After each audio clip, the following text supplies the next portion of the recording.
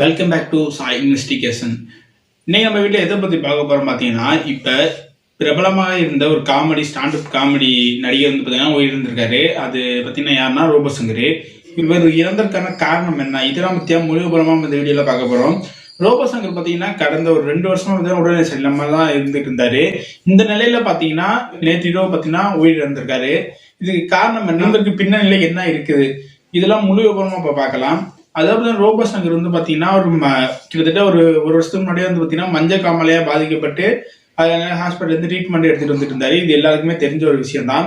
அவர் அதுல இருந்து மீண்டு வந்து அதுக்கப்புறம் கொஞ்சம் கொஞ்சமா நல்லா ஆகி ரிட்டர்ன் வந்து பார்த்தீங்கன்னா அவரோட பழைய வாழ்க்கை வாழ தொடங்கிட்டாரு. அதுக்கப்புறம் அவர் லைஃப் நல்லா தான் போயிட்டு இருந்துச்சு. இப்போ வந்து பார்த்தீங்கன்னா திடீர்னு பார்த்தீங்கன்னா ஒரு பல ஷூட்ல இருக்கும்போது அங்க வாந்தி எடுத்து அதுக்கப்புறம் பார்த்தீங்கன்னா அவர் வந்து ஹாஸ்பிட்டல்ல போய் அட்மிட் பண்ணியிருக்காங்க. அட்மிட் பண்ணதுக்கு அப்புறம் அங்க அந்த ஹாஸ்பிட்டல் என்ன சொல்லியிருக்காங்கன்னா, ரோபோசங்கர் உடல்ல வந்து பாத்தீங்கன்னா மோசமா இருக்கு, நீங்க இந்த ஹாஸ்பிட்டல்ல வச்சிருந்தோம்னா அவரை காப்பாற்ற முடியாது, நீங்க வேற பெரிய ஹாஸ்பிட்டல்ல போய் அட்மிட் பண்ணணும்னு சொல்லியிருக்காங்க. அதுக்கப்புறம் பாத்தீங்கன்னா ரோபோசங்கர் அதே மாதிரி பெரிய ஹாஸ்பிட்டல்ல போய் அட்மிட் பண்ணிருக்காங்க. அங்க அட்மிட் பண்ண நிலையில தான் இப்ப வந்து பாத்தீங்கன்னா ரோபோசங்கர் இறந்திருக்காரு. இவர் இப்ப இறந்திருக்கு முழு காரணமா இப்ப எல்லாரும் என்ன சொல்லிட்டு இருக்காங்கன்னா, இவர் வந்து மது அருந்தியதுனாலதான் இப்ப இறந்திருக்காருன்னு சொல்றாங்க. அதாவது என்னன்னு பாத்தீங்கன்னா, மஞ்சள் காமால் வந்தவங்க அதிகமா ட்ரிங்க்ஸ் பண்ணக்கூடாதுன்னு சொல்லுவாங்க. இவர் மஞ்சள் காமால் வந்ததுக்கு அப்புறமும் ட்ரிங்க்ஸ் பண்ணிக்கிட்டா இருந்தாரு, அதனால இப்ப இறந்துட்டாருன்னு சொல்லிட்டு இருக்காங்க. ஆனா இது உண்மையா பொய்யான்னு சொல்லி தெரியல.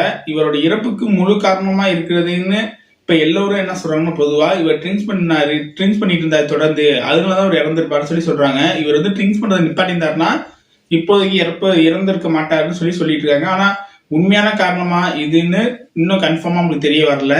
இதெல்லாம் பொதுவான மக்கள்கள் பொதுவா எல்லாம் வெளில சொல்றது பாத்தீங்கன்னா இதான் வந்து ரீசன் அப்படின்னு சொல்லிட்டு இருக்காங்க. இவர் வந்து பாத்தீங்கன்னா ஃபர்ஸ்ட் வந்து பாத்தீங்கன்னா அவரோட உடல் அமைப்பு பாத்தீங்கன்னா நல்லா இருந்துச்சு.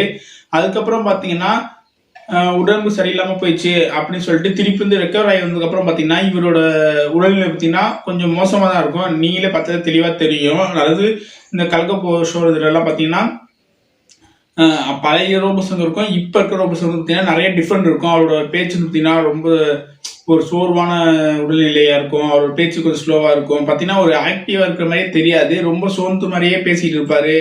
இருந்தாலும் கொஞ்சம் கொஞ்சமா அவர் பார்த்தீங்கன்னா பழைய நிலைமைக்கு வந்தாலும் வந்துகிட்டு தான் இருந்தாரு. இருந்தாலும் பார்த்தீங்கன்னா இந்நிலையில இப்ப திடீரென்று ஒரு மரணத்துக்கு உள்ளாயிருக்காரு.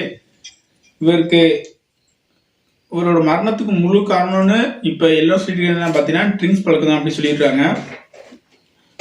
இது உண்மையா பொய்யான்னு சொல்லி இனி டாக்டர் செக்அப் எல்லாம் வெளில வந்ததுக்கு அப்புறம் தான் நமக்கு தெரிய வரும். இப்ப ரோபோசங்கரோட மறைவு வந்து பாத்தீங்கன்னா சினிமா துறையில எல்லாத்துக்கும் ஒரு பெரிய இழப்பு தான். இப்ப நம்மளுக்கும் ஒரு ஸ்டாண்டர்ட் காமெடியா இல்லாத மாதிரி தான் நம்மளுக்கு ஒரு ஃபீல் ஆயிட்டு இருக்கு. இவருடைய ஆத்மா சாந்தி அடைன்னு சொல்லி நம்ம மனசார வேண்டிக்கலாம். அடுத்த வழி சந்திக்கும் வரை நான் உங்கள் விக்கி.